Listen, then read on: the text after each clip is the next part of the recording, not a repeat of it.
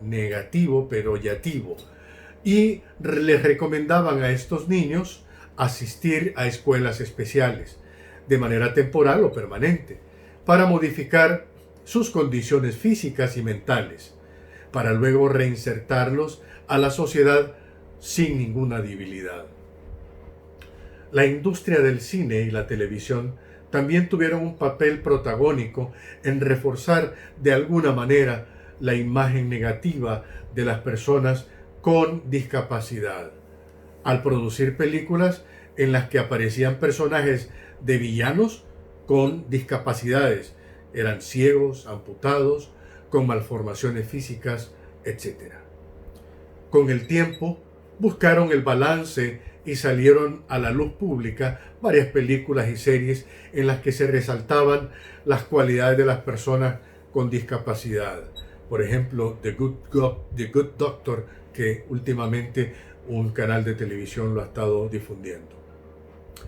Para la década de los 70 surgieron movimientos sociales de personas con discapacidad con el propósito de mejorar su calidad de vida, asegurar la accesibilidad al medio físico y social y su derecho a una vida independiente.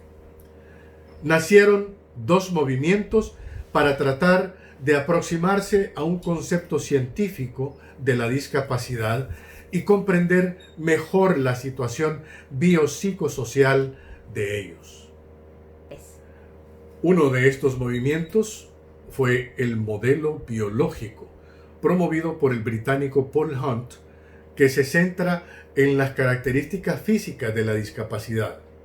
Luego nace el modelo social, que comienza a utilizar el concepto de persona con discapacidad, ya que hace referencia a la persona como sujeto de derecho antes que a la discapacidad como tal, en contraposición de discapacitado o insuficiente o minusválido, propuesto por el modelo médico-biológico. Los movimientos y organizaciones que promulgaban y luchaban por los derechos de las personas con discapacidad se expandieron por todo el mundo, y gracias a esto, en 1982, las Naciones Unidas aprobaron el Programa de Acción Mundial para las Personas con Discapacidad.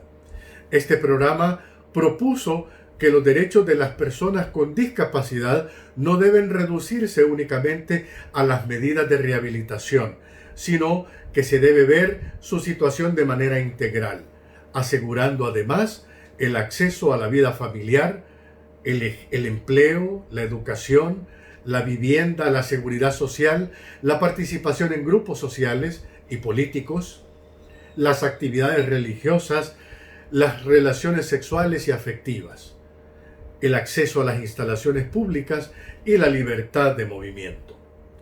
En el 2006, las Naciones Unidas establecieron que las personas con discapacidad son iguales ante la ley y que tienen los mismos derechos que cualquier otra persona.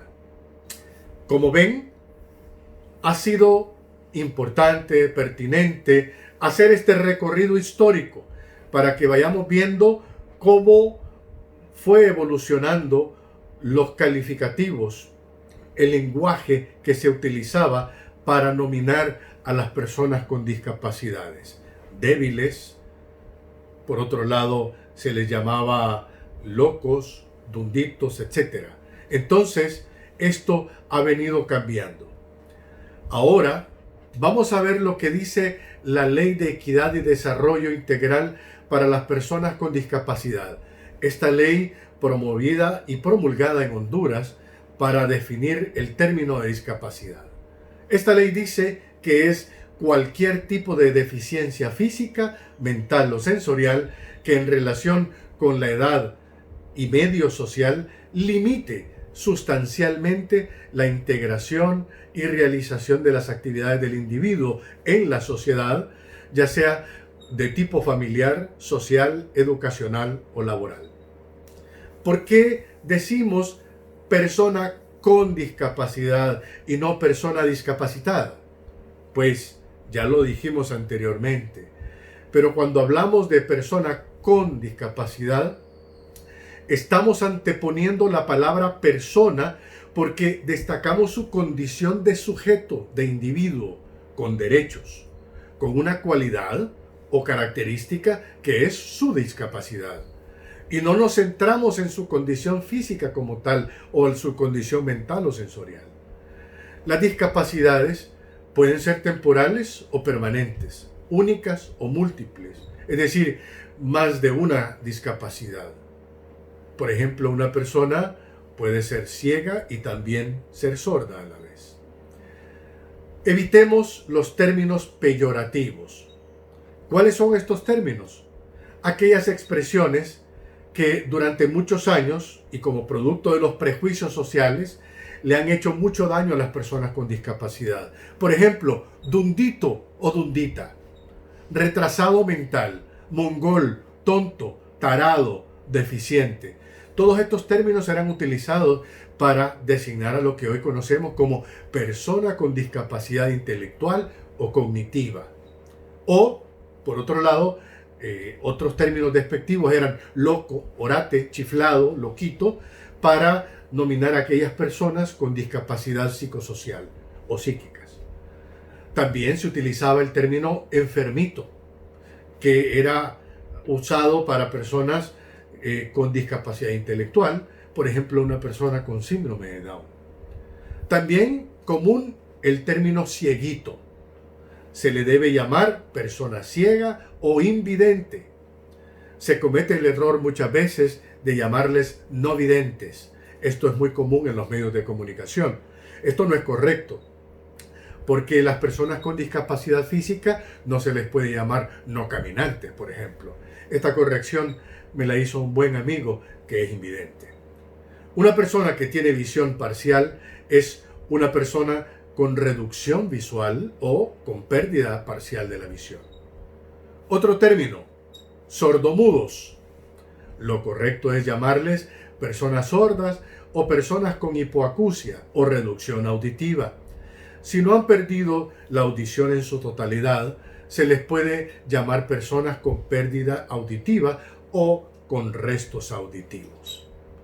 Otro término que completamente estoy en desacuerdo y rechazo, pero que fue utilizado por muchos años, inválido. Esto evidentemente denotaba a una persona que no tenía ningún tipo de validez. Un término muy típico de las concepciones utilitaristas o funcionalistas. No se debe volver a usar nunca más. Otro muy parecido a este es el de minusválido, tratando de suavizar un poco el anterior, pero igual denota que la persona es menos válida, que una es menos válida que otra, ante las exigencias de la sociedad. Evitemos también los eufemismos, así como los términos peyorativos. En el otro término, en el otro extremo, tenemos los eufemismos. Estos nacieron con el ánimo de resarcir o reivindicar o suavizar un poco la culpa de la sociedad ante el daño de las personas con discapacidad a través de todos estos años. Se empezó a utilizar expresiones en las que se exageraba la imagen de ellas o sus habilidades y hacían expresiones suaves, decorosas o a veces exageradas.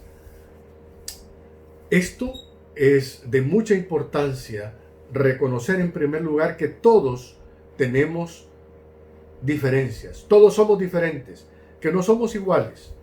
Y eso es importante para comprender la discapacidad. Todos somos diferentes física, mental, psicológicamente. Cada uno tiene su propia personalidad también y sus características. Y esto nos convierte únicos. Es como una huella digital. Estos son los eufemismos más usados para referirse a las personas con discapacidad. Héroes, personas excepcionales, persona especial, persona con capacidades diferentes o especiales, personas con habilidades diferentes, persona fuera de serie. Tanto los términos peyorativos como los eufemismos causan mucho daño a las personas con discapacidad, porque distorsionan su esencia, distorsionan su realidad.